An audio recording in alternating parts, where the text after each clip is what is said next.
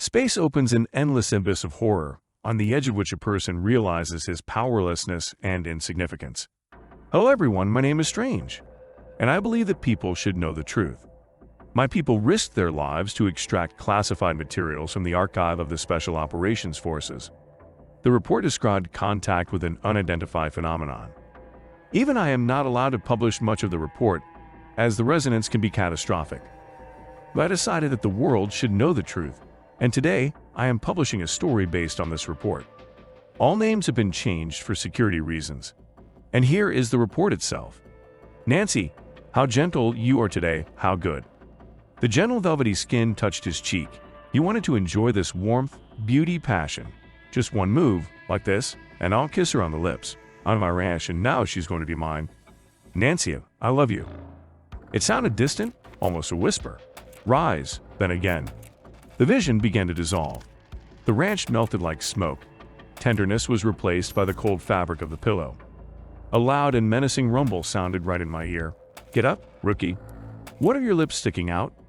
Are you trying to kiss me? Come on, get up. The body jumped out of the bunk like a string. The hands automatically began to grab a tunic and protected trousers from the stool.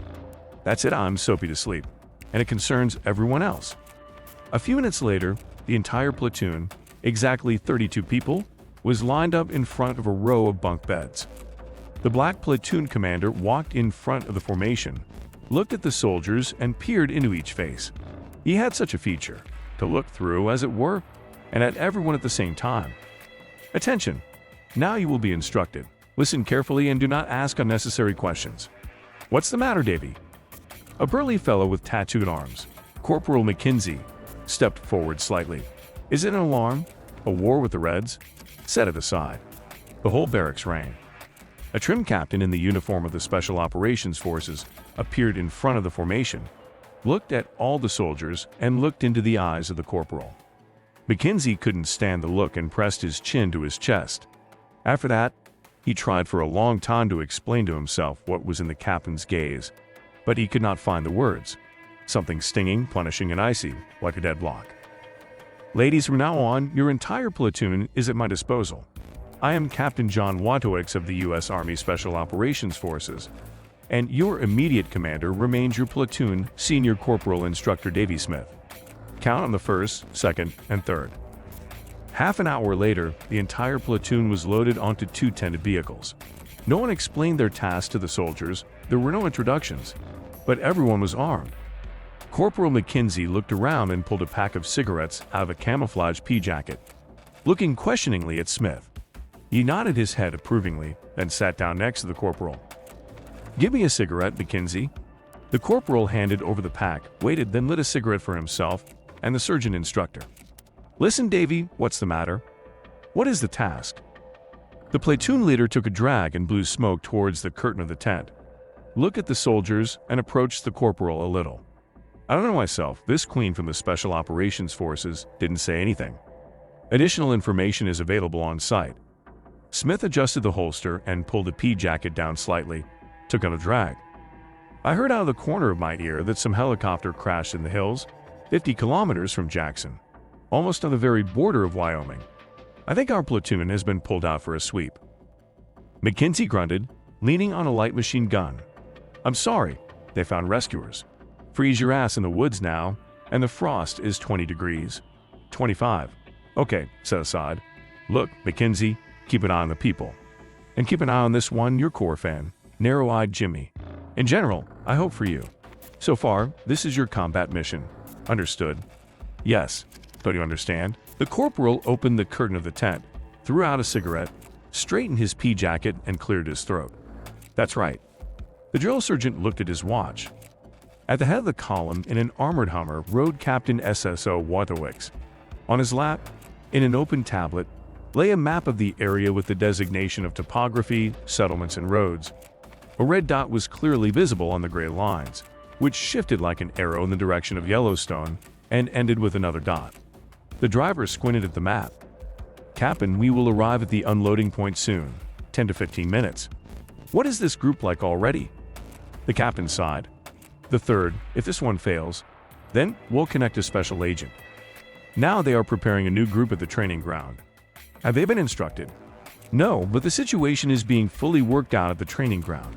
The first two groups, and this third one is blind. The driver looked at the captain. Their eyes met, measured for a few seconds. But this time the captain was the first to look away. The driver spat out the window. Okay, here we are. The soldiers deftly jumped out of the cars into the snow, warmed up, checked their weapons, and talked quietly. Dawn was breaking on the horizon between the heavily forested Wyoming hills. Brr, it's so cold. Would it feed us? The signalman, narrow-eyed Jimmy, a short Korean, nudged his sidekick, the corporal, in the shoulder. Yeah, now you're going to have a restaurant and girls like in Iraq. Look, the captain is coming. The captain got out of the Hummer and walked towards the soldiers. The sergeant instructor ordered the formation. Nodding approvingly and waiting for the soldiers to line up, Watowicz put the tablet behind his back and adjusted his cap. Soldiers, you have a task ahead of you. 4 days ago, a helicopter crashed in Square 43. Together, we'll come through this fucking frozen forest. Find the wrecked car and the pilots, or their bodies. Is everything clear? A slender "that's right" rang out from the line. Sergeant instructor, come to me for reconnaissance. Watowicz and Smith headed for the Hummer. The captain spread out the map and a clipboard on the hood. Look in this square. The captain pointed to the first red dot.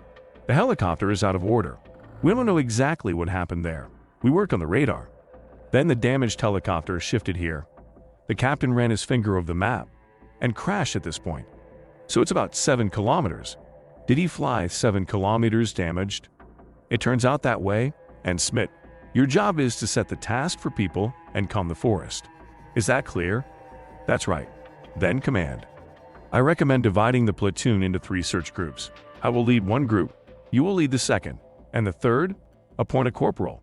Will he cope? Will he cope? Command. The captain rolled up the clipboard. We're moving out in 15 minutes.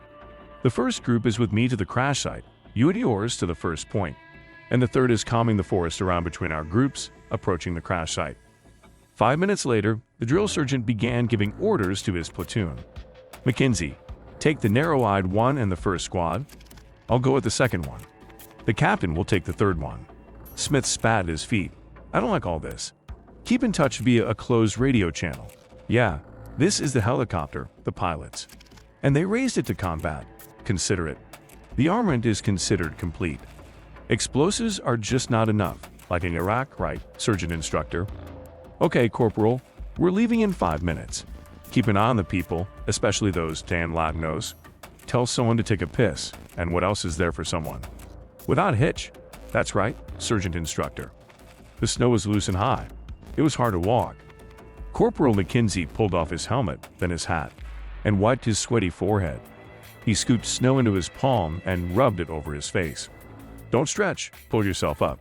Everyone keep an eye out, report any unusual things to me. Hey McKenzie, can we arrange a rest stop? Narrow-eyed Jimmy caught up with the corporal and also scooped up snow. Do you have a cigarette? You need to smoke your own, Miss Jimmy. Let's not do your usual tricks. We'll come through the forest and go back to the barracks. The corporal handed a pack of cigarettes to his friend. 10 o'clock in the morning. Mark my words, we're not going back to the barracks today. Listen, McKenzie, what have you got there? Blood. Corporal McKenzie touched his face with his hands and then stared at his fingers in amazement. They were covered in blood. He rubbed his face under his nose again and instinctively tilted his head back. Pain shot through his temples, and with fading consciousness, he snatched out narrow-eyed Jimmy, who fell to his knees. Blood was running from his nose and eyes. Your mother. At that moment, the entire squad crouched in pain. The soldiers fell into the snow, rolled and beat their heads, clutching at each other, looking for help. Each of them felt as if something deadly had accumulated in his head and exploded with a piercing crack. If they could have seen at that moment, they would have seen a light bluish glow descending on them from the tops of the snow-covered pines, enveloping and destroying. Private Polaris to me. A freckled, ungainly and long soldier ran up to the sergeant instructor, the antenna of a field radio peeking out from behind him. Give me a link to McKenzie and hurry up. The soldier began to ask for a corporal to search on different waves. He's not answering. Your mother. Maybe their quartz is discharged. I've told Narrow-Eyed about this many times. Maybe. The sergeant instructor was starting to get annoyed by this situation. "Squad, listen to my command. We go out into the square, come through, and move away to the place of unloading. We wait for the others and come back." He silently mentioned the captain of the SSO, the helicopter pilots, communist enemies, and the entire American army, in which he had to do God knows what. They'd failed to calm the square. They suffered the same fate as the McKinsey squad. Captain Wantowitz was sitting in a glazed Mercedes and skimming through some documents. In the front seat, his driver was driving, the same one who drove in a Hummer on a snowy road 2 weeks ago, Captain Knob. As it was, I will report it, you know. Wantowitz put the documents in a folder and put them in his briefcase. In principle, everything went fine. Our smart guys collected everything they needed. Now the guys of their technical committee are working. And the sergeant instructor, what's his name? Smith. An instructor sergeant was killed during a battle with Islamic fundamentalists in Afghanistan. It's official. Like the last ones. Exactly. And enough of this. Here, read from the official report. Wantowitz took a piece of paper from his briefcase and handed it to the driver. 50 kilometers from Jackson, Wyoming, in Square 43, a celestial anomaly was discovered by local residents. A flash of light, a comet, swept over the forest and collapsed in the Yellowstone Hills. The square is marked on the map. The testimony was recorded from the words of eyewitnesses, local residents, the Oswald couple. Eliminated. The first search group died completely. The second search group, one survivor, shows signs of mental insanity, idiocy, traces of severe radiation exposure. The third group died completely. From the explanatory note of Captain SSO Voidovich, an unidentified flying object, hereinafter referred to as an anomaly, was found in Square 43. A group of the National Guard was found at the crash site. 4 people were eliminated. As a result, my unit was hit by an unknown weapon, field, or radiation.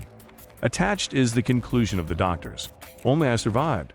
From the observations and conclusions of the Technical Commission, the anomaly has the ability to inflict damage, followed by a period of recharging, probably the internal power of the anomaly. After a series of shocks, a long charge of 7 to 8 hours occurs. This time can be used for the work of technical personnel to study the anomaly. After the defeat of Corporal McKinsey's group and Sergeant Instructor Smith's group by unknown weapons, the group under my command went directly into the anomaly square. There was a third blow that had no effect on me. The group was amazed. The anomaly entered the charging period, experimentally proven, the defeat of the first and second groups. According to the results of the initial scientific and technical inspection, it was revealed.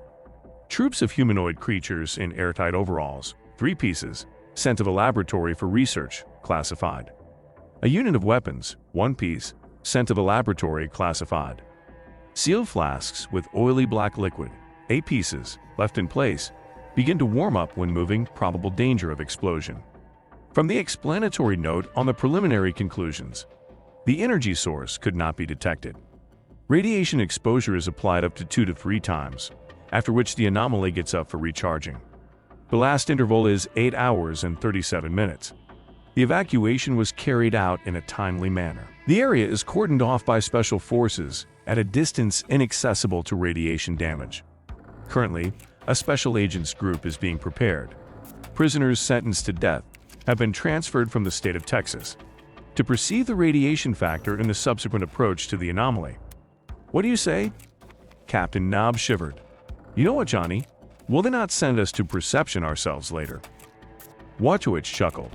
We would like to. We have already sent it a long time ago. The anomaly doesn't work on me. I went to the group 3 times and nothing happened. That's it. Then you'll be sent to the experiments like these little grays. Fuck you. Okay, John, don't overdo it. Where to? I'm going to report now, and then we'll go to the training ground. It's time to test the special component.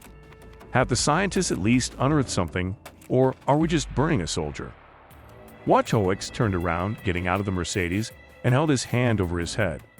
Through the roof, Russians and Chinks will be hanging around our asses now. Washington, 1998. Sultry, Red Africa. Pretoria. I was 7 or 8 years old then. I don't remember exactly. I was walking home from school and suddenly, in a narrow alley between Madame Wilson's grocery and the corner of Peter Baumung's car workshop, I met the 3 of them. And I knew they might be there. anyway.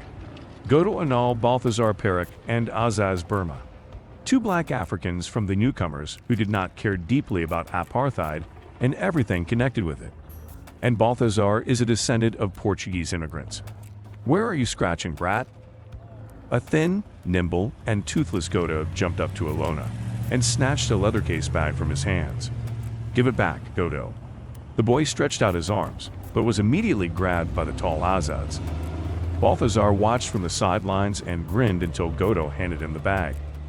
Look, Chief, maybe there's something valuable in there. Perik accepted the bag and opened the zippers, took out the telescope too. Both Negroes eagerly looked at the bag of the telescope and waited for further orders from their boss. What, baby, did you want to see the stars? Give it back. Alon squeaked, his eyes starting to fill with tears. Perik spread his hands dramatically, and the telescope fell to the asphalt, the lenses broke, and the tube rolled down the alley. Oh, I'm sorry, baby. I accidentally dropped it. Come on, guys, beat him up so he knows how to enter our alley. Elon Musk shook his head. Did you really doze off? He leaned his hands on the marble countertop of his office. That's the way it is. I was in Pretoria as a child and returned to Hawthorne, California. There was no one here but him. There was no Perik, no Anal, no Berm. I wonder what they'd become. They probably aren't alive anymore. Perik, with his irrepressible character, was stabbed somewhere by dashing people, of whom there were many in South Africa. Burma died in some flophouse from syphilis or AIDS, and Anula was taken away in a police car in front of the whole schoolyard for raping a high school student. Probably became the wife of some big Afrikaner. That's where they go. Elon Musk smiled and rubbed his temples. To the point. 23 years have passed since that ill-fated meeting in the alley. Things couldn't have been better at SpaceX. New orders, new deals, and most importantly, the opportunity to develop science. The only comprehensive and indestructible passion of Elon Musk. Elon pressed the selector button, and the voice of a pretty secretary answered him. I'm listening, Mr. Musk.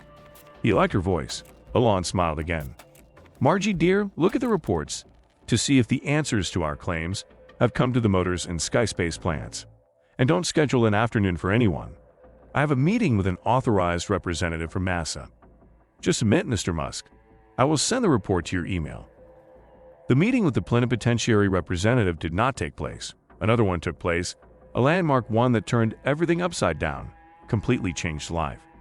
Elon Musk left the glass and concrete building of the SpaceX headquarters, happily sucked in fresh air with his lungs, and headed for a parked car in which his personal chauffeur was waiting for him.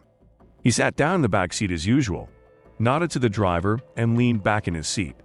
The driver knew the schedule perfectly well, and no adjustments or instructions were followed. Suddenly, the glass to the left of the driver shattered. The driver was thrown to the right, and then his body convulsed. Elon did not even have time to scream as two hefty hands pulled the driver's body out of the car, and a hefty man in a black tuxedo and black glasses sat in his place. There was a second man next to Elon.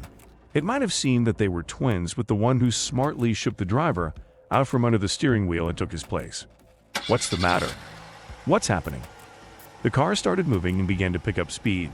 Oddly enough, it was allowed to pass the outer perimeter without any questions. And where did they put the driver? You don't have to worry about that, Mr. Musk. There's nothing wrong with your driver. The man sitting next to him was looking in front of him, although it was not clear from under the dark glasses where he was looking. He kept his hand ostentatiously on his chest holster. What's the matter? Is this a kidnapping? Elon grabbed the door handle and tried to pull it towards him, but immediately felt the stranger's fingers grip his shoulder with an iron grip and pulled it himself. I'll ask you not to do anything stupid. You'll find out soon enough. The car sped through Eagle Gardens at high speed and turned towards Garfield Manor Avenue. Then Alona was blindfolded and helped into the helicopter. The flight lasted about half an hour. At first, Elon counted, tried to memorize the turns, but soon lost his way and decided to just wait for his fate. At this very time, 220 kilometers from Horton, Special Operations Agent John Wantowicz was waiting for the scientist and genius Elon Musk in a small hunting lodge in the middle of the Palma and Yuma Indian Reservation. Inside the hut with him was a man in a black denim jacket, black jeans, and a beret, with his hands in his pockets. Why should I request the summary again? Wantowicz was yelling at a man in a black denim jacket. Why does the External Surveillance Department constantly fail? The man in the denim jacket took off his sunglasses and put them on the table in front of Wojciech. I'm not responsible for the reports of the Department of External Observations. The analytical department is currently sorting out the little things received from our northern partners. Wojciech became interested. What's up with these former commies? In the area of Lake Baikal, a fall of an object of extraterrestrial origin was recorded, presumably collapsed directly into the lake. A group of our agents in Russia is being prepared. And the Russians? Now our people are working through the Ministry of Foreign Affairs. Perhaps they will give us everything they find there. They forgave us Kursk, handed over all the secrets without a fight, and they will hand over this one. Okay, keep your mouth shut, sit down. Wojciech took a cigar from a box on the table, bit off the tip and lit it. Do you hear? The noise of helicopter rotors was heard over the hut with an increase. The man in the denim jacket put on his glasses, stood up and adjusted two waist bolsters. You're escorting a smart guy here. You'll stay at the entrance yourself. That's right. 15 minutes later, Elon Musk was sitting at the table in front of Wojciech. Let me introduce myself, Mr. Musk. Wojciech stood up and held out his hand. I'm an FBI agent, Tomasz Borecki. He specifically introduced himself with one of his fictitious names, which, however, was immediately confirmed by the extended ID. Is this how you kidnap people? Damn it, we live in America. I have rights. Wojciech sat down on a chair and coldly looked into the eyes of Elon Musk. You have the right to be executed by me for high treason this very second. But I can offer you another fate. A wave of fear swept down Elon Musk's back, and his chin, covered with uneven stubble, trembled. Musk stared at Wojciech's hands, and was afraid to make even a sound. He wanted to go to the toilet unbearably. Relax, Mr. Elon, feel free. Wojciech grinned and took a drag on his cigar, blowing smoke right into Musk's face. You are here because our state has a very great interest in you. Do you understand? Elon Musk nodded his head and coughed from the cigar smoke. Wojciech took another drag and shouted, Answer as it should be. Musk started up. Yes, I understand everything. Of course, everything that will be shown to you is absolutely confidential. For disclosure, by the way, how is your family? Didn't you just have a son? Yes, and what does this have to do with? Elon Musk looked at Wojciech in confusion. Your wife Justine and son will be very upset if suddenly their husband and dad give us a reason to doubt their loyalty. Elon was silent. Wojciech looked complacently at the interlocutor in front of him, although he looked more like a defendant before the verdict. However, we will consider the official part completed. Now you will be shown some materials that you will have to study and give a brief oral conclusion. Do you understand? Yes, but what should I do? I don't understand.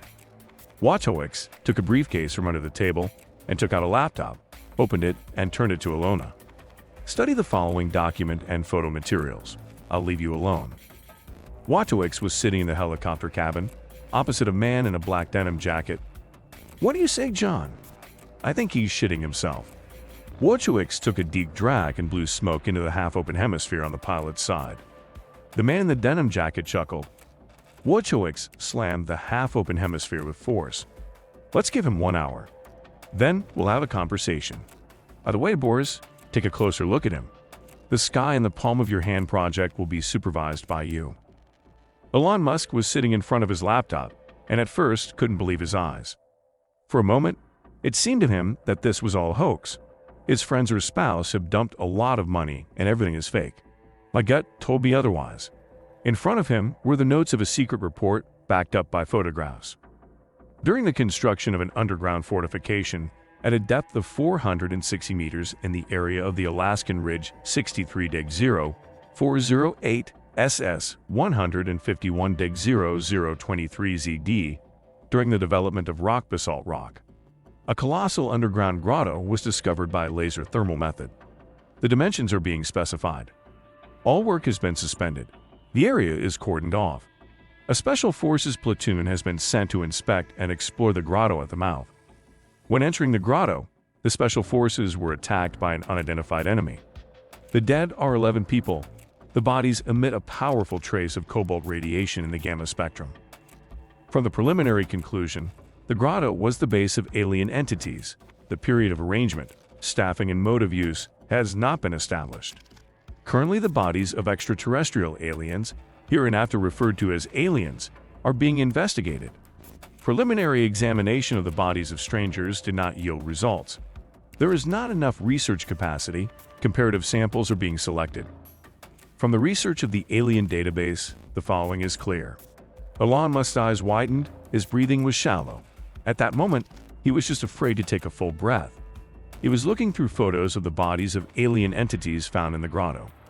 The aliens combined the characteristics of reptiles and humans, apparently upright blue-green skin tone, dead cat pupils. In the next photo, the body was located on a huge preparation table opened. Elon's chest and stomach spasmed. He reflexively covered his mouth with his palm and leaned sideways from the table. With an incredible effort of will, Elon restrained his vomiting and continued to study the materials. The grotto, the external protection system, and all the power are controlled by a high-frequency biocomputer. Elon was looking at a photograph showing a large flask, inside which something rested. For some reason, it immediately seemed that was a brain. Not human. It is unknown whose, the size of a car engine. Many sensors branched off from the brain, incomprehensible needles, hundreds of needles, and many unknown devices. The brain was dead now. That was understandable. During the study of the biocomputer, telepathic contact was established with an unknown entity, hereinafter referred to as the curator. Sergeant instructor of the second class, Audrey Afkaper, came into contact. The contact occurred spontaneously after an attempt to connect a biocomputer to an external energy source. According to the conclusions from the primary telepathic contact, the grotto belongs to an ancient race of alien beings, hereinafter referred to as Nagas. The purpose of the base, its capabilities were not disclosed. In order to further cooperation, a contract was concluded. Terms of the contract for special admission. 2016, Neuralink, San Francisco. Scott, have you prepared the lab test report? A young guy in a white coat with a Neuralink company badge took his eyes off the computer and looked at his boss, stood up. Yes, Mr. Whitman, there are still corrections for errors in the correlation of the digital neuron model. Today, I will receive data from the experimental digital laboratory, and the report will be completed. Whitman nodded his head approvingly and went to his office, turned around at the entrance. There will be data today. I will hurry up the digital engineers. Force the report. Mr. Elon Musk does not like to wait. At the same time, 50 kilometers from San Francisco, Elon Musk was walking and looking around in the laboratory of digital synthesis of neuromodels. Neuromodels were commonly referred to here as hundreds of glass flasks, filled with a neurostimulating solution. There were living people in the flasks, immersed in deep suspended animation. Due to the inability to copy or recreate the found biocomputer to obtain neuroanalytic powers, we requested the help of a curator. As a recommendation, the following information was obtained. The neurons of the brain of human organisms, hereinafter referred to as neuromodels, can be repeatedly enhanced with the help of a substance involved in a neurostimulating solution. To ensure 1 hour of operation of the biocomputer, it is necessary to use 41 neuromodels in constant operation mode. The external connection of neuromodels is carried out by a gold niobium alloy nanocable serial connection of the trepanated brain in the pituitary gland. After the expiration of the power of each neuromodel, 1 hour, the material is disposed of. On March 22, 1998, I was transferred to the Bureau of Special Investigations, precisely after that unfortunate incident, when we were combing this fucking forest near Yellowstone. I thought I was going to be appointed head of my own Special Operations Forces department. But they made it clear to me that I have one back, and it's time to deal with the issue of the secret profile. If I hadn't seen that plate and the alien corpses in that forest, I would never have believed it. However, it is difficult to call a plate a pyramidal transparent object with round holes through which a person can crawl. Then, one of the TechCom smart guys said that these openings were probably covered with force fields. As for the gray ones themselves, they look like people in body.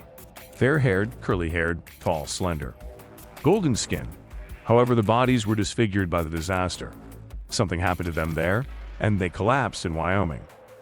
This is how this unusual diary began. At first it may seem like fiction, but what I found next strikes me as simultaneously commonplace, systematic, and fantastically impossible. Apparently, John Wantowicz was involved in conducting experiments and research, that were related to the manifestation of extraterrestrial technologies and the presence of aliens on Earth. The diary contained memories, reflections, but some pages looked like sketches of future reports. I go straight to them. September 2001. Howard Bukowski, hereinafter referred to as the Object, was detained in his apartment at 4:00 a.m. He was immediately taken to a secret prison for detention and subsequent transfer to a research center. Officially charged with drug possession, the guys from the Special Department of the State Police work. About the object. Howard Bukowski, male, 22 years old, white, unemployed. He does not suffer from chronic diseases and mental retardation. A reason for observation.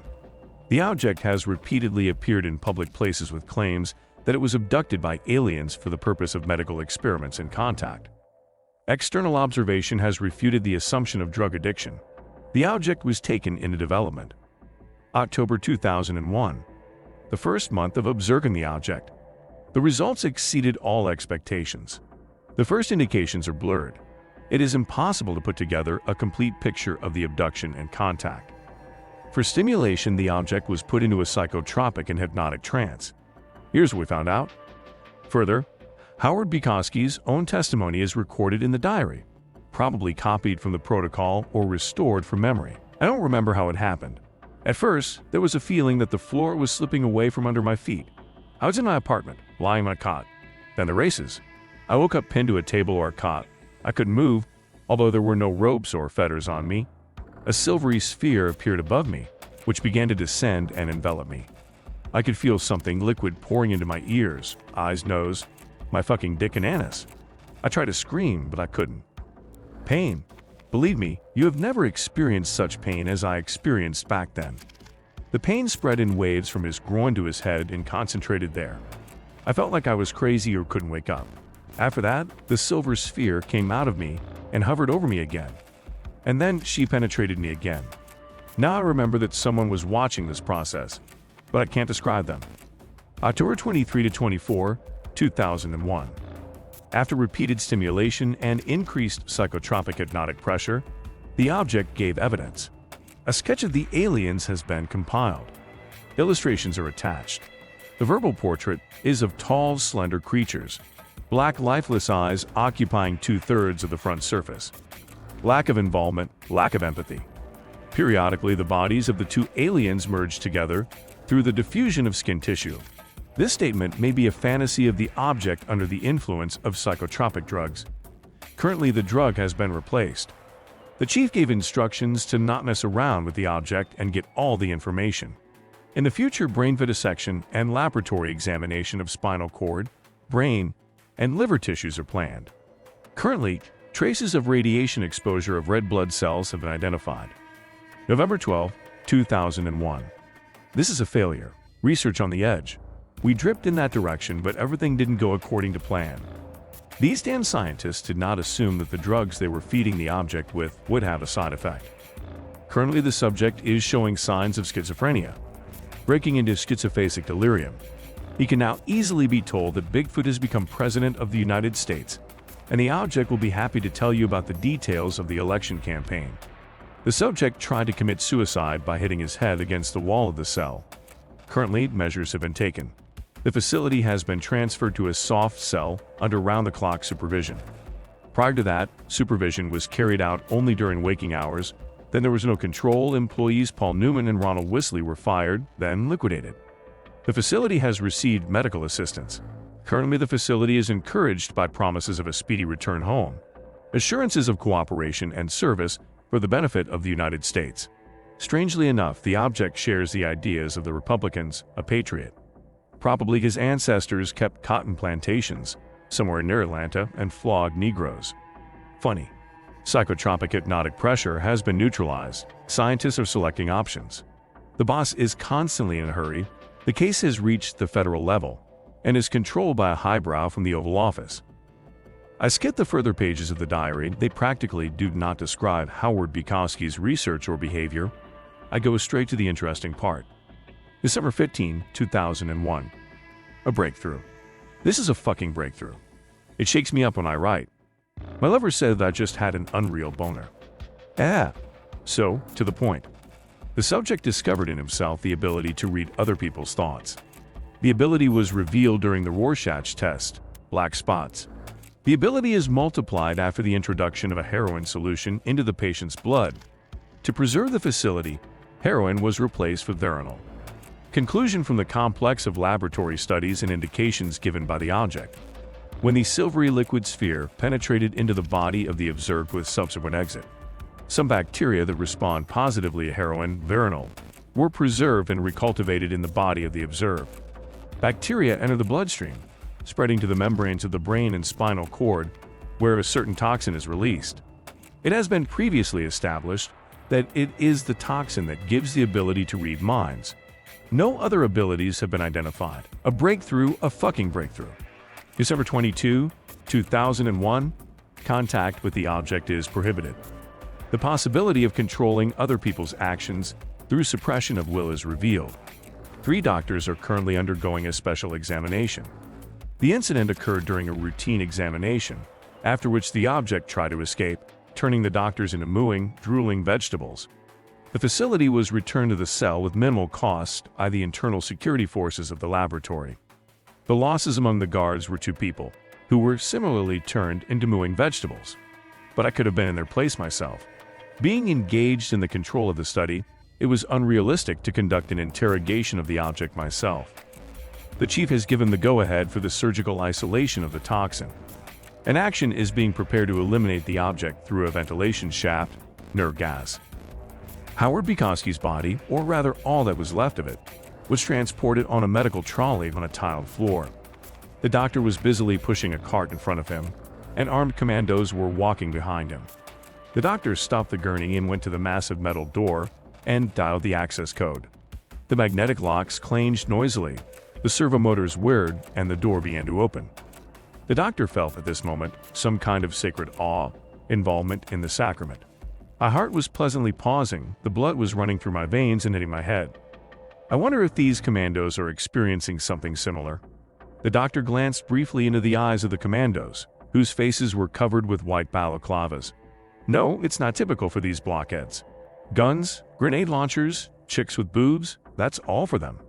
How do they even get a special pass, morons? The doctor wheeled the cart into a special storage room. Jets of dry disinfectant smoke struck from above. The second door swung open, and the doctor pushed the cart further. He busily placed the flasks with Howard Bukowski's artifacts on the stands, carefully signed the information cards. Leaving the vault, the doctor turned around and looked at the flask, in which Howard Bukowski's eyes and brain were frozen in a suspended state. It was from the ocular nerves and hypothalamus that the toxin was isolated, which allowed miracles to work. The flask was located on a table, and behind it, in large cylindrical tanks, fused into low-temperature glass, rested the bodies of 3 naked aliens. Tall, curly-haired, golden-skinned, disfigured by disaster.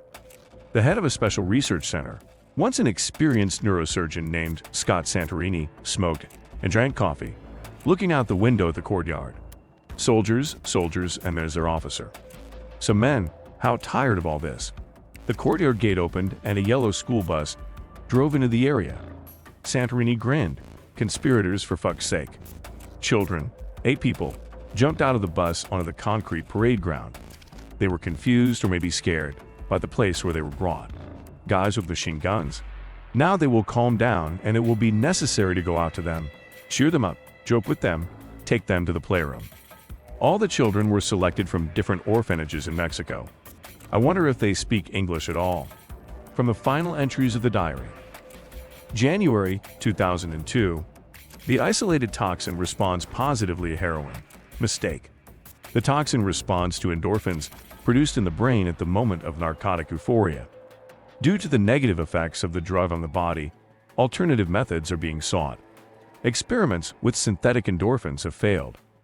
It was decided to conduct preliminary tests on a group of different sex adolescents from 10 to 14 years old. This age is considered acceptable because of the ability of children to be happy just like that, under the influence of endorphins. 2002, Washington. Wadowicz was sitting in his office. He was filled with strange and promising thoughts at the same time. The first of them is that everything he does not belong to the usual earthly world. but belongs to the cloudy, mysterious, incomprehensible, and deadly world. The second thought was more pleasant. It was he who was up to his ears in all this. It was he who decides the fate of not individual people who are subordinate to him, whom he personally recruited and whose destinies he ordered. He decides the fate of humanity. Well, he's not the only one, of course. For the first two thoughts, a third was involuntarily born. The curator, who the fuck is this? The very thought made me shudder. The curator's power was frightening. The power over him, over the Special Investigations Agent, John Wojciech. Obeying an incomprehensible but definite feeling. Wojciech clacked his teeth like a sheepdog, got up and walked around the office. There was a knock on the door. Wojciech twitched, his heart pounding faster. Holy shit, it won't take long to go crazy. Yes, come in. Wojciech quickly walked over to a table littered with stacks of papers, from behind which a computer monitor could be seen. Allow me to report, Mr. Wojciech. Wojciech rubbed his temples. I'm tired of it. Lieutenant, I've told you many times. Come in after permission and get down to business right away. The barracks won't get out of your head in any way. I'm sorry. A brave red-moustached lieutenant, just like from a picture advertisement a la, joined the ranks of the British commandos. A slight noise appeared in Wojciech's head, which threatened to develop into a migraine attack. No, we need to change people. There was just one special operation planned where Lieutenant Blackberry could reveal his talents. Wojciech stood up, defiantly gave a military salute, and said in an imposing tone, "Report back, Blackberry, and as much as possible on the case." The lieutenant pathetically returned the greeting, putting his palm to his temple. At that moment, Wojciech wanted to get his deserter out of the table and empty the entire clip first at the lieutenant, then at the curator, whoever they were, at the president, and then at himself. Today there are 3 operational reports in one report. The lieutenant came up with a chiseled look and put 3 folders and a sheet with an official seal on the table. Okay, leave it. Don't let anyone in to see me. Is that clear? That's right. Wojciech grimaced. No, I'm definitely going to get a migraine today. At that moment, he clearly imagined how the dashing fellows under the command of the lieutenant were dragging sandbags to the door of his office, installing an easel machine gun, providing security so that no one would enter. This thought amused to the point. First, 3 operational reports. It is necessary to give an analytical conclusion on them and send it above. Wojciech understood that there was someone above him too, but the channel of communication and transmission of information was classified. And who is above them? Tudor? Wojciech shook his head. They should have hollowed out that grotto on the Alaskan ridge. They got hemorrhoids for themselves. Damn it. Wojciech took out his perpetually half-smoked cigar and lit it. So, 3 operational summaries in one report. Let's start with the summaries. Wojciech took the first folder and opened it. From the first lines, he picked himself up. The blood rushed to his head. Operational Summary No. 13.907.2002. Secret. For a limited number of persons with a special permit, a group of agents, Special Operations Forces, Beta Unit in Russia, reached the point at 03.00. Equipment and special equipment were delivered to the point by an auxiliary unit from the location, Irkutsk. The last satellite communications session with the commander was at 05.32. Then the group stopped communicating. The study of the object in the area of Lake Baikal, Russia, was not carried out. Presumably the group was destroyed by military units of a potential enemy. From preliminary conclusions, the object has been detected, observed and investigated by the forces of a potential enemy. The mode of research, the probability of contact, and obtaining information are unknown. Baikal is covered, but there was a prospect. Recently, many politicians have noted that these goddamned communists have learned how to work. The year 2002 is in the yard. The days of the idiot Mr. Gorby and Yeltsin are over. Wojciech sighed. He knew these Russians who would rather shit themselves in their pants than retreat. I saw enough of their volunteers in the 90s in Yugoslavia. Wojciech skimmed through the folder, satellite photos, and an analytical explanation. The latter was interesting. Information received by agents in the Ministry of Foreign Affairs. Presumably the object carried the scientific research function of the Earth's ionosphere. The second folder was heavier. Wojciech opened it. Regardless of his own desire, the agent's eyebrows went up. Summary of data for October 2002, Washington, D.C. The folder contained gibberish, consisting of the testimony of drunks and housewives who told in detail how they copulated with the green men, traveled on their ships. Then they started inserting an elastic probe into my vagina and anus. Shelley Whippet, housewife, 56 years old. The old whore. Well, that's the kind of thing. One even demanded to take his mother-in-law for experiments, saying she was from a distant planet of the constellation Cygnus. Holy shit, this is all handled by the External Surveillance Department. They probably take information from the Oprah Winfrey Show or God knows what garbage dump. Wojciech put down the folder and shouted towards the closed door. "BlackBerry, come in. Today we need to give the command to fix the fucking phone. We use such things, but we have to yell." BlackBerry came in almost immediately. "No, was he definitely standing at the door and guarding? You weren't. Have you been called?" "No, I was just yelling like that. Today, right now, contact the head of the External Surveillance Department. Let him leave a deputy for himself and come straight here. Tell him that I need an explanation of their operational summary. Don't say anything else."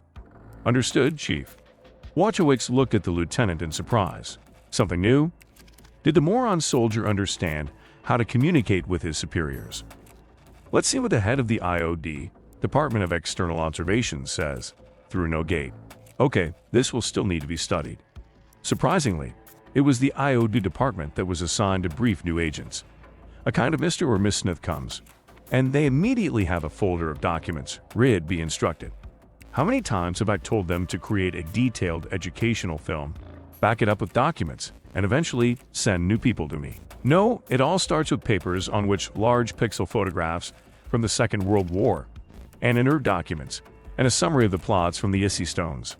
Fucking rocks and rocks on which Indians with the alds, like a machine gun, fuck dinosaurs, ride them, and also fuck with some aliens. Having seen such a stone firsthand, Wojciech realized even then that modern Indians in Peru realize that they loved rich gringos and their white bitches, and began to stamp these stones for souvenirs. Maybe there was something, but now the trail is hidden. One scientist in Russia is digging all this, well, let him dig. An eccentric poor man with an unshaven head. The third operational summary. Information from the interrogation of Sergeant Instructor 2nd Class Audrey Kapoor, who was hypnotically, telepathically influenced by a biocomputer, hereinafter referred to as the curator. Wow, was she born in Delhi? Wojciech was surprised. At its core, the former captain, and now a special service agent, was a terrible racist, which he skillfully hid. Are Hindus taken to such positions and awarded titles? However, like any citizens of our great and mother of their colored states, everyone is given a chance. Information about the content of the contact has been analyzed. Currently, the test subject, it must be already a test subject, that have also picked up such a word, is being kept under observation. It demonstrates a state of deep trance, from which it is periodically withdrawn through pain shock, electrical stimulation of brain regions. Upon withdrawal from trance, it becomes possible to take readings, which are interspersed with delirium at the moment of transition from wakefulness to trance. A brief analytical conclusion before the main conclusion. Audrey Kapoor, hereinafter referred to as the test subject, retained the ability to maintain contact with an alien entity, hereinafter referred to as the curator. The contact is one-sided. The summary is accompanied by illustrations made by the test subject at the moment of maintaining clarity of mind. Wojciech looked through a couple of illustrations, turned the sheets this way and that. On one, a crowd of people, thousands of people, merging together in places, were walking along a cliff and heading straight into the sky towards the sun. Distorted faces, bulging eyes, mouths agape and scream in horror. The second illustration schematically depicted a pile of squares, cubes, and rectangles forming a lattice structure. A cluttered image, in the center of which is written, "He will come to revive." That's all. Let them deal with this further. It will be necessary to give this summary to the development.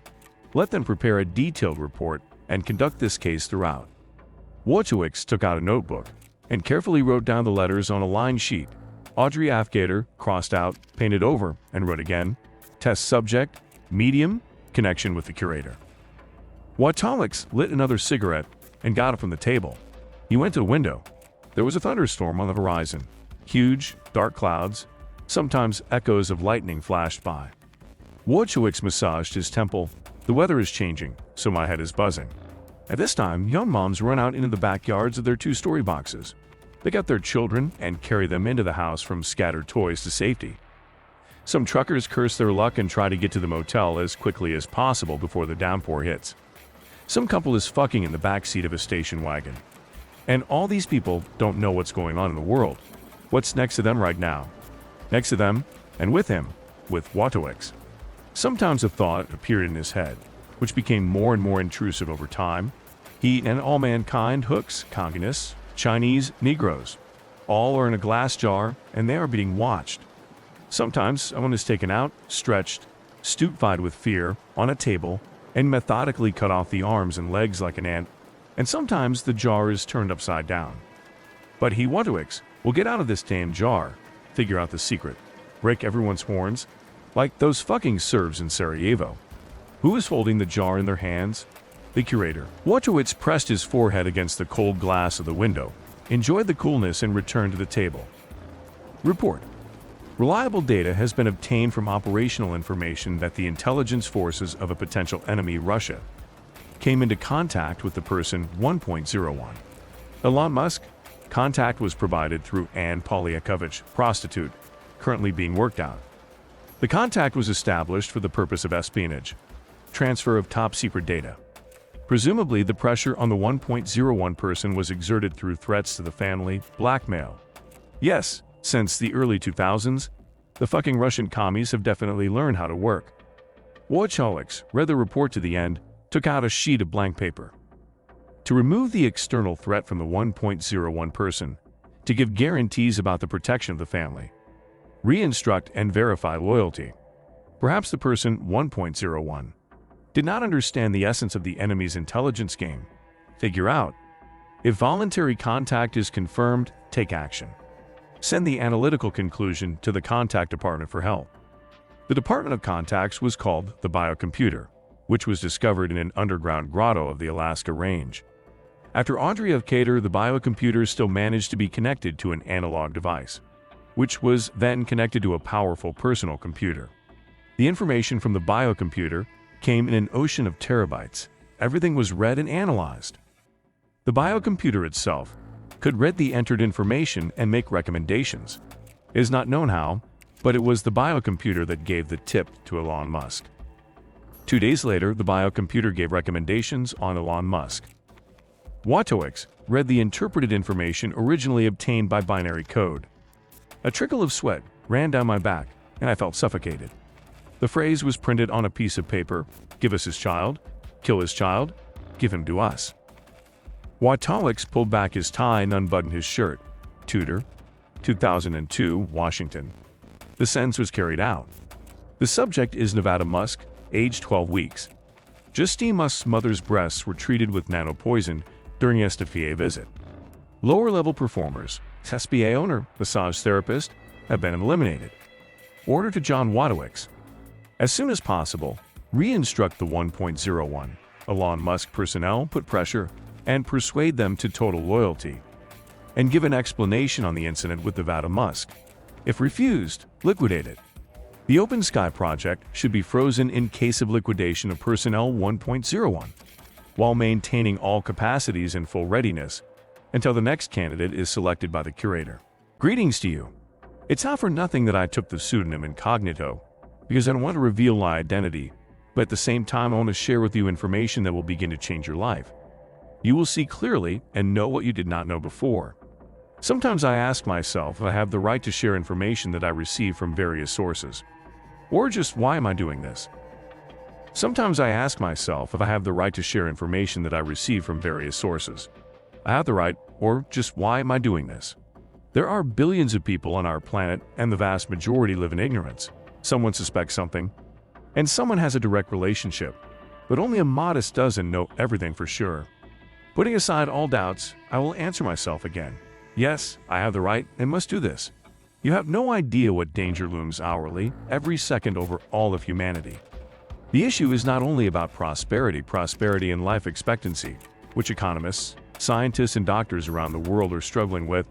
It is about the survival of mankind. I'm not a cleric or a fool waving religious posters outside a rundown store somewhere on Olympic Boulevard.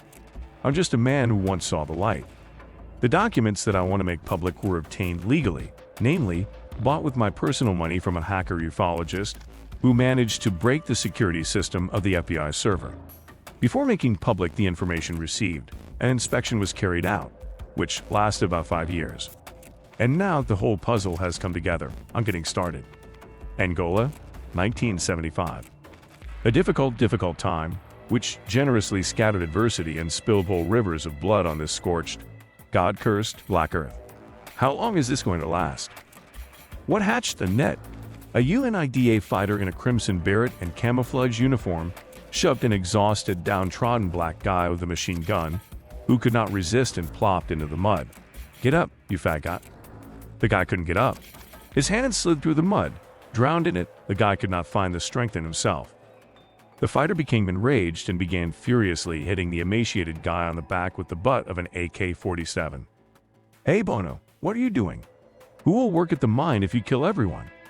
A UNITA fighter on the Bono estate turned to the hail, smiled obsequiously, and put the machine gun behind his back. "Senor Qual, allow me to greet you. These last ones are from the village of fishermen who sheltered the partisans. They're good for nothing. They only ate fish and rice, so they can't work." Bono waved to 2 fighters nearby. They ran up, grabbed the harassed guy, and dragged him to the side. A well-fed, elderly Qual in a white light jacket and Panama hat approached Bono, stepping over dry patches in liquid, sometimes baked yellowish clay. Bono waited like a groveling dog. Qual came closer and patted the Negro on the buttock. "Bono, but I noticed a long time ago that you are a little nepromat. Did you serve in the government forces?" The Negro bulged his eyes, slightly yellowed from incipient jaundice, and shouted loudly, "That's right." Qual grimaced, but at the same time squeezed the fighter's buttock harder. "Yeah, my dear Bono, the captain died at the sufferance mine yesterday. Do you know who could take his place?" Suddenly, both Qual and Bono turned at the cry, and from under the low arch of the tunnel, like wild rats, those who extracted diamonds from the rock crawled out one by one. Dirty, thin, emaciated, living dead blacks who were captured or enslaved during raids on Angolan villages in the border areas. "Stop, bitches." Bono delicately dropped the boss's hand from his buttock, clicked the machine gun, and ran to the tunnel. UNITA fighters fired over the heads of the slaves huddled in a pile, but they did not obey. "We're not going there." "No, no, please." A pretty tough guy was dragged out of the crowd, and in front of a whole bunch of people, they were shot right in the chest.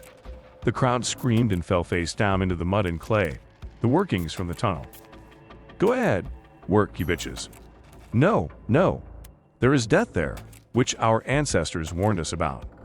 Upon hearing the word ancestors, Bono briefly crossed himself, the legacy of the missionary colonists. Shut up, I said. "What kind of death is this?" Angola, 2003. Just yesterday, Watoix and his assistant arrived at Airport 4 de Fevereiro in Luanda. It's so hot. God and these niggas are scurrying back and forth. A whole country of niggers, if you know crazy. "Steve, when is the damn transport coming?" "Any minute now, Mr. Watoix. Today we are heading to Sufferance, and then immediately to Gadeta." "Sufferance aside, we're going straight to Gadeta." "But, Mr. Watoix, the expedition has been agreed upon." "Put it down." 10 minutes later, Watoix, with an incredible effort of will, found the strength to pull his waist-naked body out from under the pleasantly caressing air conditioner. 2 more hours later, they were at the Gadeta mine. From secret documents, Luanda, Moscow, 1976. The testimony of Qual Lamoga cannot be analyzed due to insanity. A summary of the incident.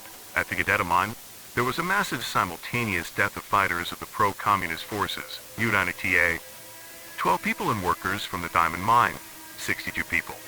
The inspection of the scene was carried out by the commander of the 3rd Company of the 245th Marine Battalion, Nadiuk E.G. The discovered corpses bear traces of extensive thermal burns. Internal organs were removed from some of the bodies, probably in connection with the local customs of the militants' hires of the capitalist junta. The incident requires further investigation. What do you think, Steve? Steve Harris, in a black t-shirt, took off his sunglasses, wiped the glasses with his fingers and put them back on. There's nothing to think about contact. We need to investigate. If the Soviets haven't cleaned up everything here.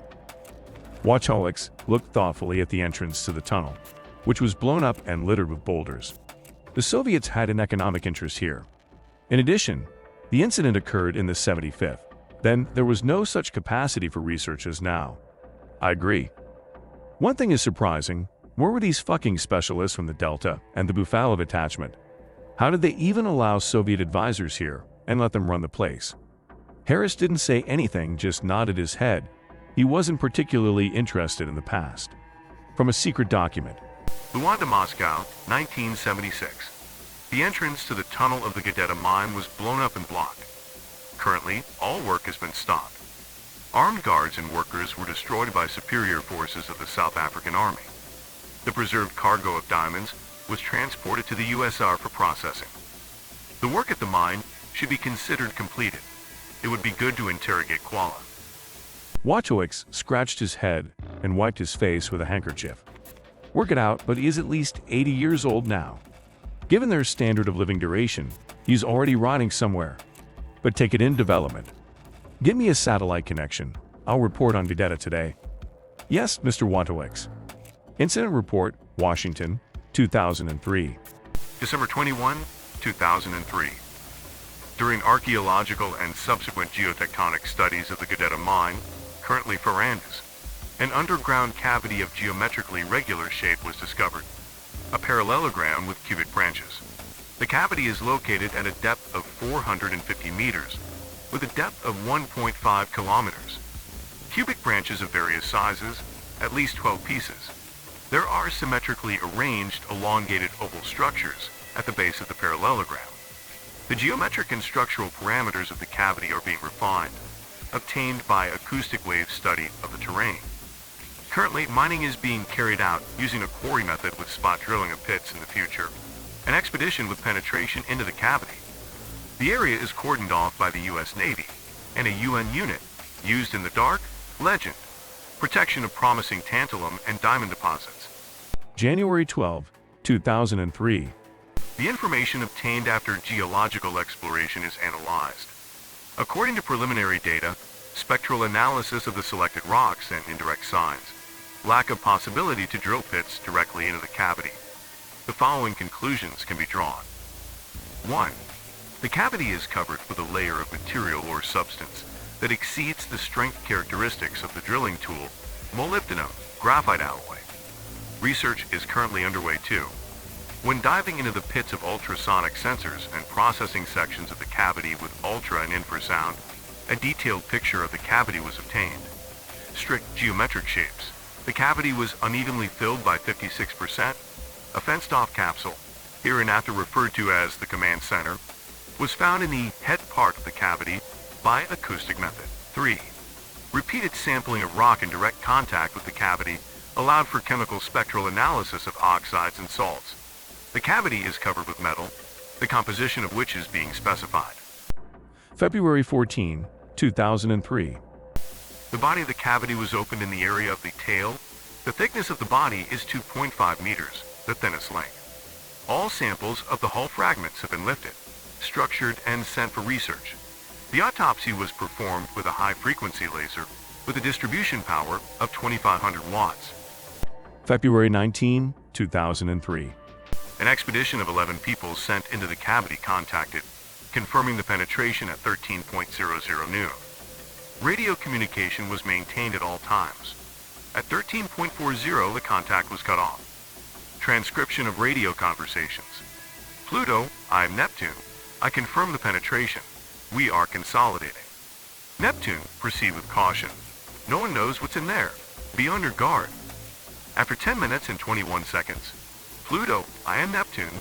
We are walking along the gallery with side branches. Continuous video and photo registration mode.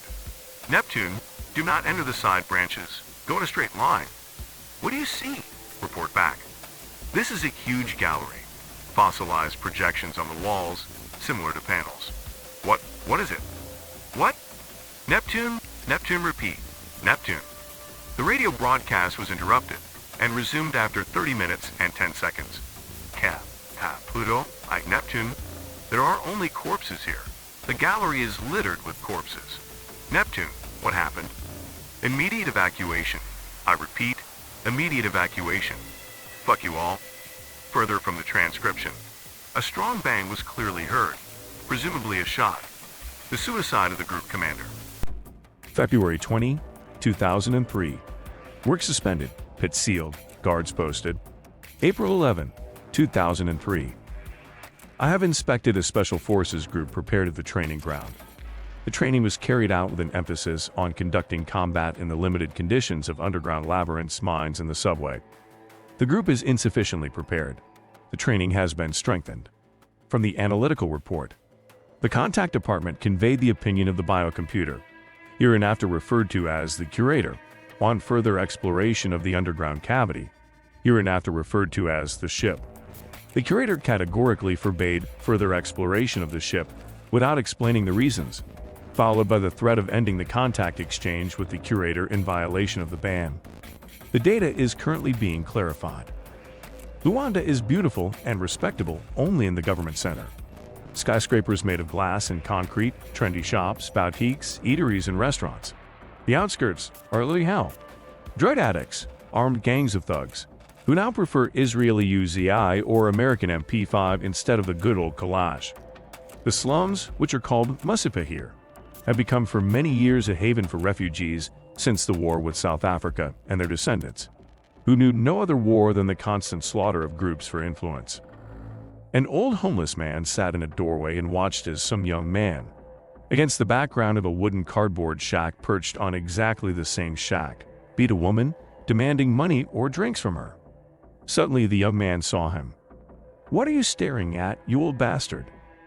The beaten woman took advantage of the confusion and disappeared into the shack. The young man did not have time to grab her hand, hit the door with his fist, but did not dare to break it. "It's all because of you, you old goat." The guy jumped up to the homeless man in a few jumps and kicked him in the chest. The homeless man fell on his back and could not get up. A whole waterfall of blows fell on him, in the chest, stomach, groin, several times in the face. When he got out, the young man spat on the homeless man and cursing the government and the damn bitch Louise, who hid in the shack, went home. The homeless man tried to turn over, but could not, gasping for breath. He tried to say something, and most likely to call for help. A puddle of sewage formed under it. Sosiner Qual, the chief overseer of Vedetta and Sufferance Mines, died. Are people cruel? They are cruel. This is a fact proven by history, our very life. People are capable of many things, but you can't even imagine what an abyss of horror, sophisticated cruelty, and sadism lies in the depths of space. I decided to make this information public because no one can feel safe today. The whole of humanity can become one big guinea pig in the hands of an extraterrestrial intelligence devoid of empathy, and the most scanty compassion. I repeat, the danger is universal. Hello everyone. My name is Strange, and I believe that people should know the truth. These documents came to me from the special custody of the U.S. Department of Health and Human Services. At first, I didn't attach any importance to them. I just left them for further analysis and development. But what was hidden behind the slender rows of typographic letters and numbers shocked me. It is still difficult for me to write and talk about this, but I must for your sake, for the sake of the future of our planet. It was hard to part. Little Yunfi wanted to cry, but she looked at her father's stern face and did not dare in any way. The girl pressed her baby cheek against the warm, native belly of her grandmother and still cried. The father of the 5-year-old girl made the final decision.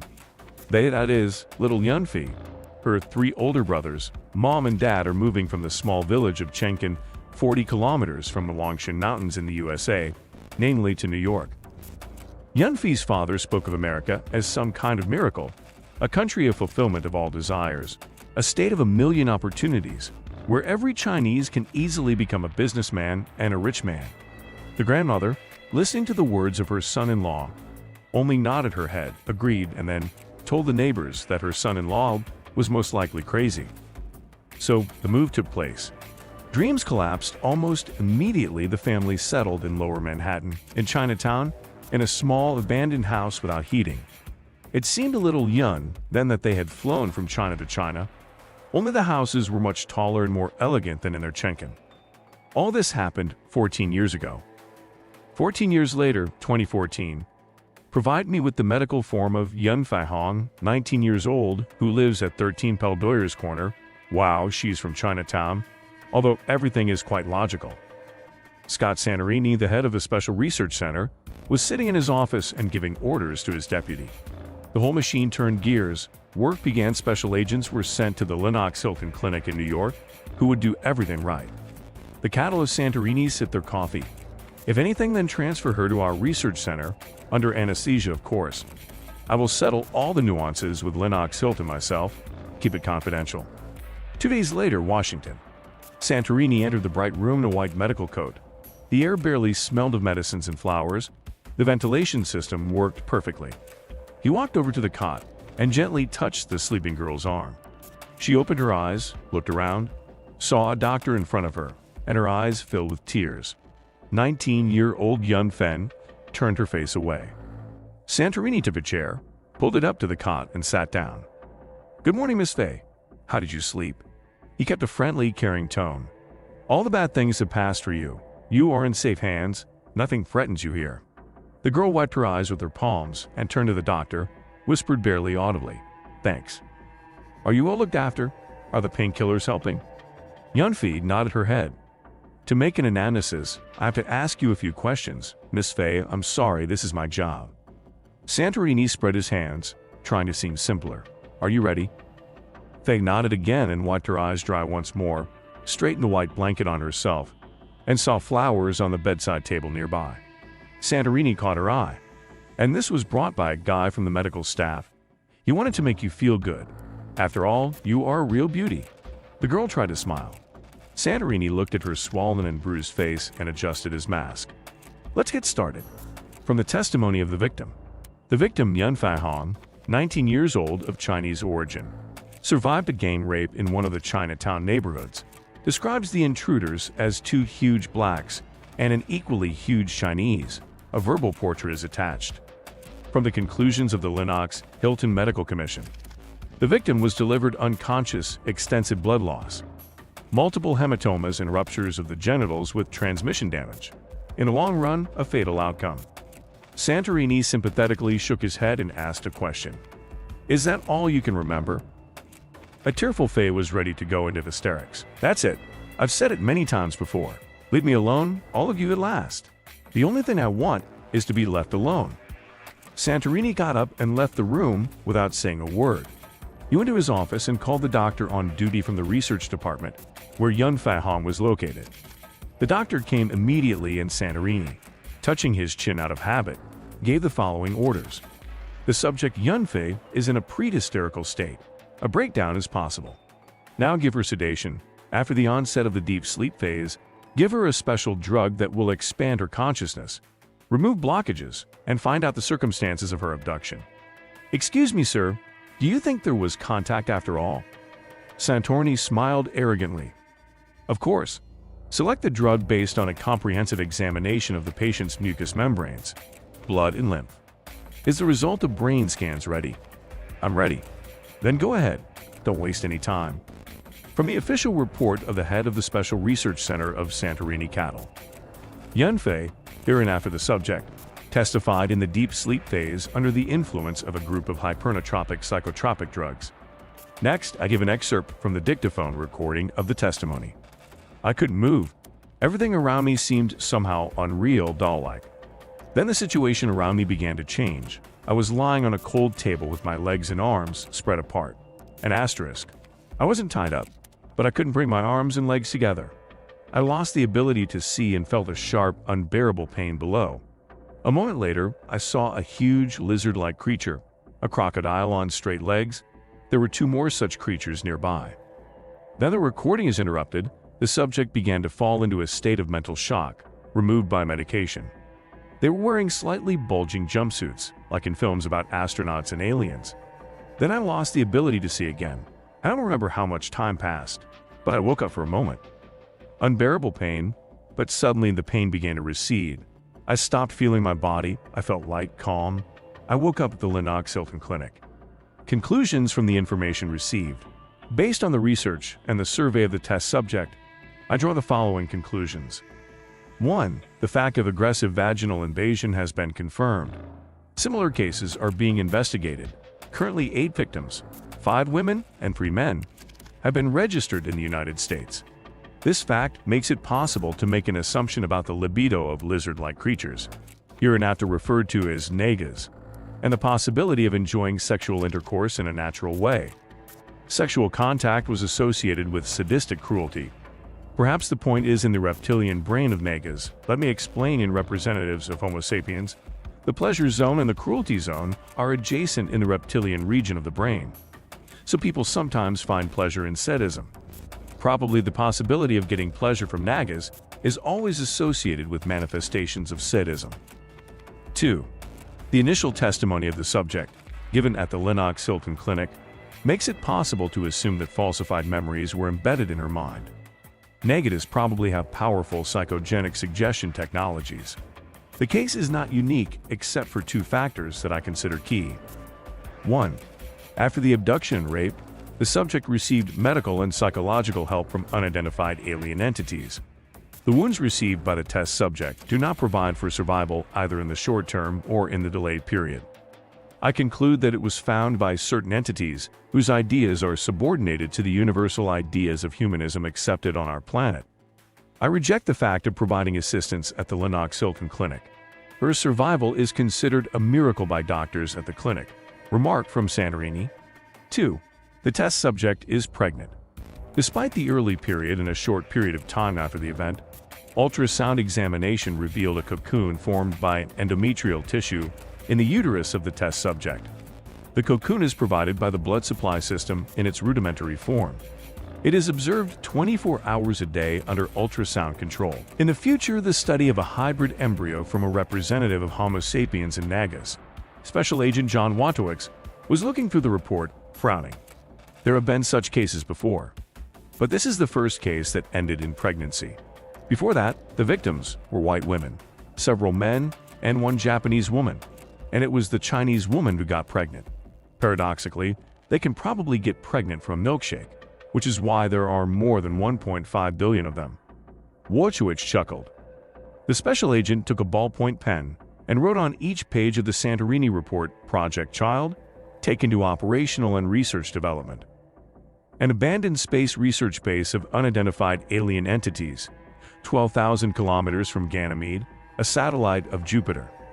Yunfei couldn't figure out where she was, couldn't move her arms and legs, couldn't bring them together. Fear crept into my soul. Am I tied up? The girl tried to bring her arms and legs together again, but she failed. Suddenly Faye realized that she was completely naked. With incredible effort, Yunfei was able to look around.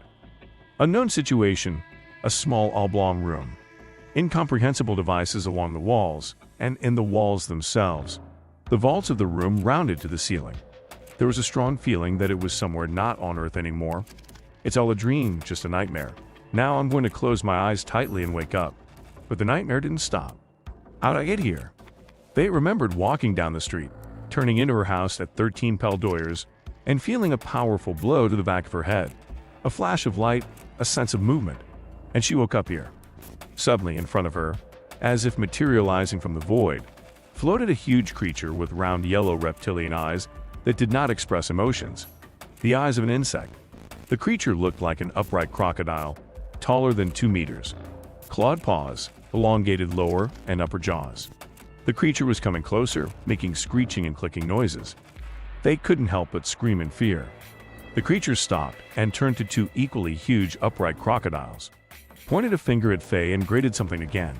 She thought they were laughing. After that, Faye lost the ability to see what was happening, and only the ability to feel remained. After a while, the girl woke up. It was dark and cold. The creatures have disappeared somewhere. The ability to move my arms and legs returned, but I had absolutely no strength. Consciousness was interrupted, then suddenly surfaced again from the pool of oblivion. With a distant feeling, the girl felt that someone was with her.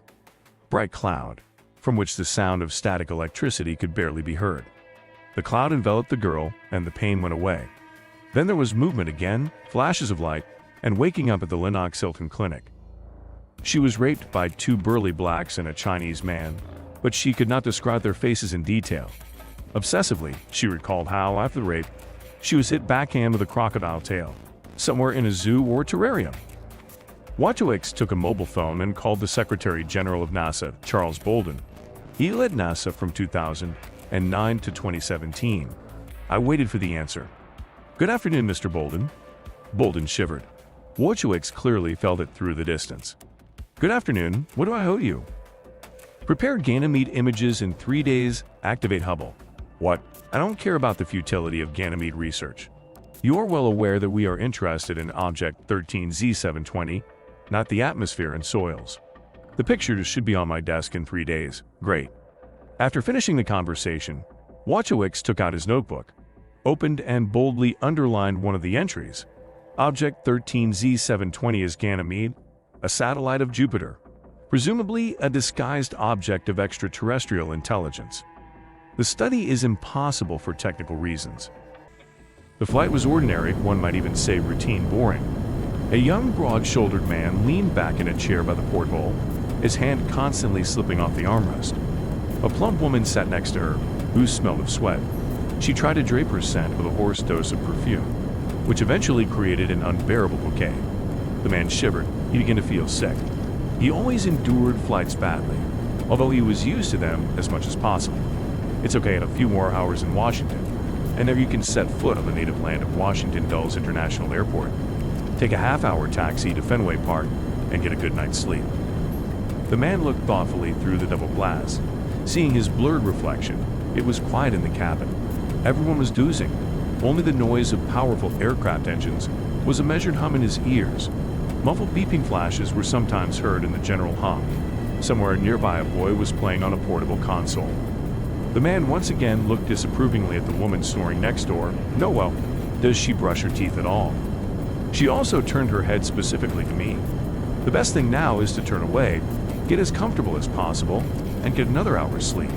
Be patient, Benny, be patient. It's going to end soon." Suddenly, the plane began to shake, at first with light ripples, and then more and more.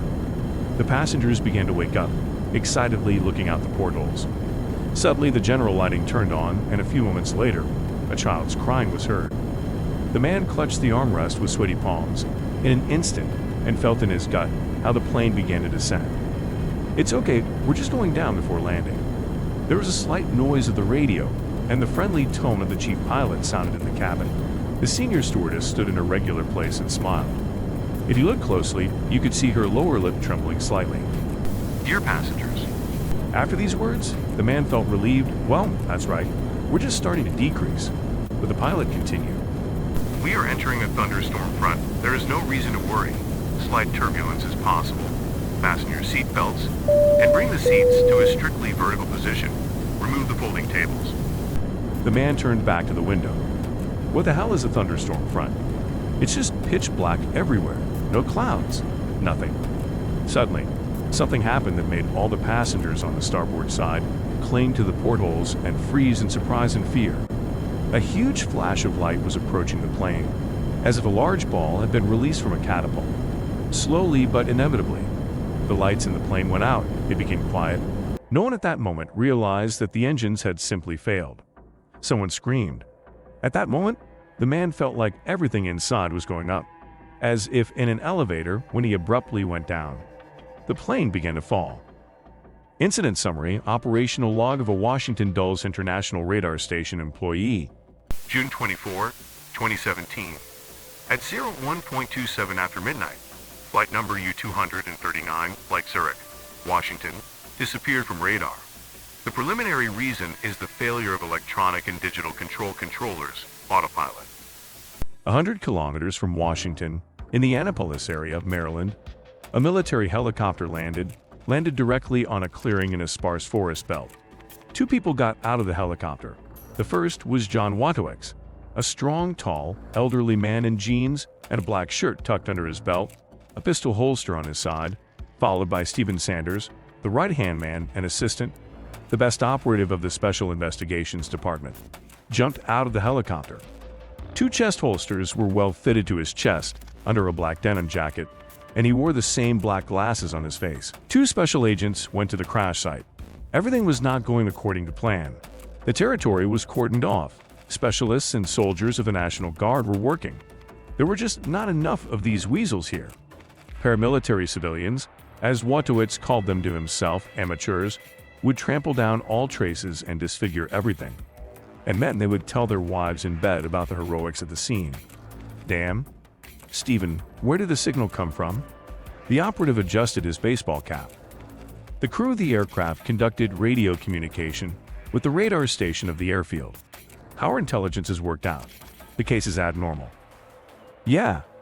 How did these assholes get here before us? Watowicz pointed at 3 National Guardsmen who, with the help of a crane and God's help, were trying to lift a hefty fragment with the hole of a broken porthole. The plane crash. Eyewitnesses and the locals were the first to report it. The National Guard was mobilized on alert. You understand everything, John. Yes, everything is as usual. Listen, Stephen, give them the eldest. Take them straight to the helicopter. I'll be there. Find out if you can get at least a cup of coffee somewhere here. Our technicians will arrive in an hour. That's right, sir. Radio exchange. Altitude of 10,000 meters. After 12 minutes, we begin to descend. Fly over the mainland. Board U-239. Switch to manual control. We are preparing to receive you. Fix it. Presumably a thunderstorm front. I see multiple flashes of light along the front. Wait, we're clarifying. The flashes are approaching the board. No. More flashes of light and a plane crash. This is not the first case. This has happened before.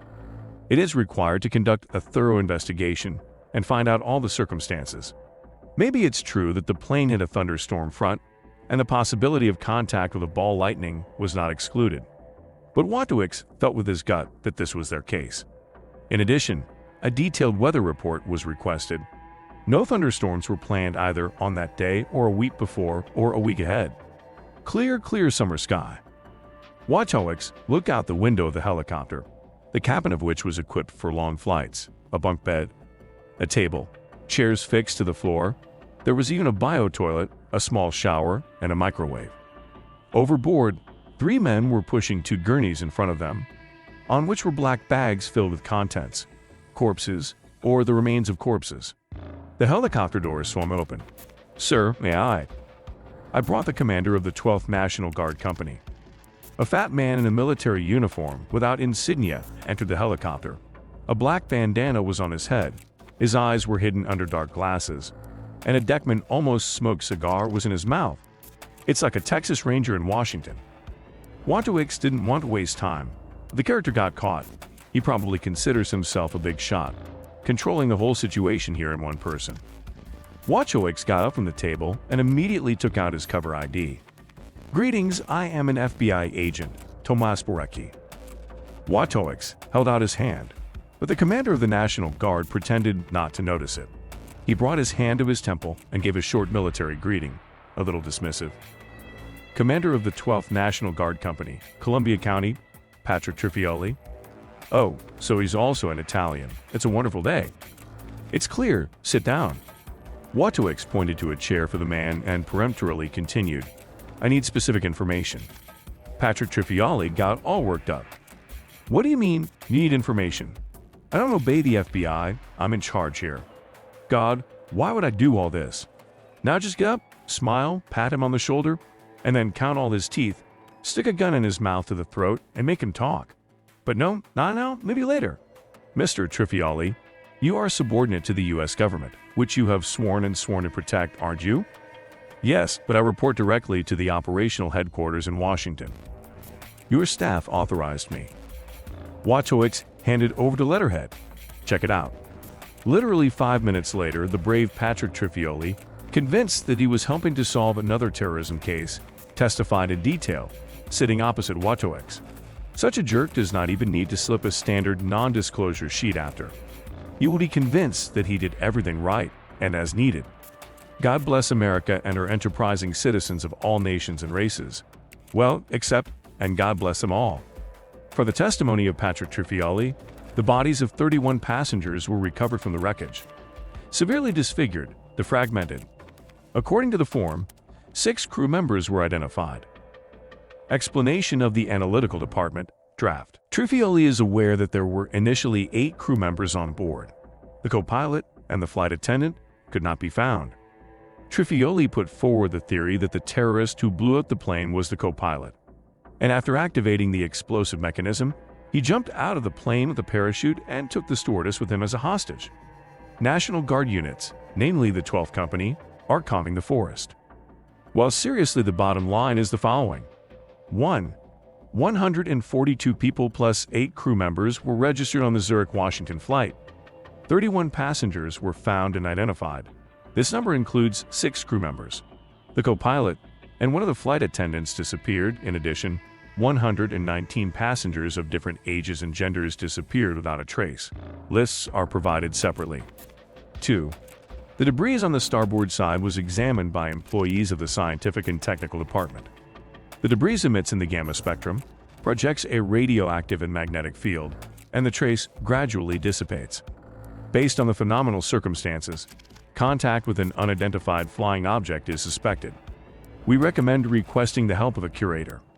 After returning from the crash site, Watowicz and Sanders were drinking coffee in the office. Sanders was eating Chinese noodles from a bag. "Can I order you a couple, John?" "No, I don't eat that shit." Sanders chuckled haughtily. "What is it about Patrick Trifioli?" Sanders put the bag of noodles on the table, and Watowicz had to pull back his papers. "Look where you're putting it. What's there?" "Faster." "There is no need to worry about him. He is currently being treated for acute radiation sickness. In addition, his people suffered. Who and how many I do not know." "Radiation." "Well, yes, only our specialists think about what needs to be measured in time. And they don't have any special medicines." "Okay, fuck him. I didn't like him. What about the curator?" Sanders picked up the briefcase from the floor, opened it, and handed Watowicz a thin folder. Specific information was requested. In addition, fragments of debris that were directly penetrated were provided to the biocomputer for analysis. "Great, you're free for today. Be on time tomorrow morning. I'll need you. Let's go visit our smart guy." "Elon Musk?" Watowicz nodded and opened the folder, making it clear that the conversation was over. The first sheet contained general information and a list of questions that were transmitted to the biocomputer for the curator's consideration. The questions were obvious and well known. Watowicz was only interested in the answers. He quickly ran through the completed application form and found what he was looking for. From the analytical report of the staff interacting with the curator. Question: why did the crash happen? The curator's response: the crash occurred due to the failure of the electronic digital control system, engine failure, violation of the mental stability of the pilots. Question: for what reasons? The curator's response: due to the powerful induced psychokinetic radiation generated and concentrated in the light stream. Question: who did this? The curator's response: a civilization unknown to me. Its representatives do not have physical bodies, but they have minds. I feel something sinister and aggressive for you. Question: do they need biomaterial? The curator's response: probably. If your people disappeared without a trace, and this was preceded by a flash of light, then this civilization has the opportunity to convert biological substances into energy. Question: can these be manifestations of spiritual forces consisting of energy? What do we consider angels or other beings of the energy essence? The curator's response: I forbid you to seek contact with these creatures. I can feel their hostility. Question: can they be angels?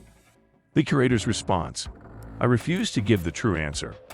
Watowicz read the report to the end and wrote on the title page, "The Angelic Starfall Project." There was a lot of work ahead. Watowicz put away the report and took out a bag of half-eaten cold noodles from a Chinese eatery from the table. He twisted it on a fork and brought it to his mouth. "It doesn't smell bad. You can order a couple more." If you think that this is not proof of the existence of aliens, then you are right. There is much more evidence, and on our channel we will reveal all the secrets and evidence of their presence. Subscribe to the channel and send me your stories related to aliens by email. You will find contacts in the About the Channel section.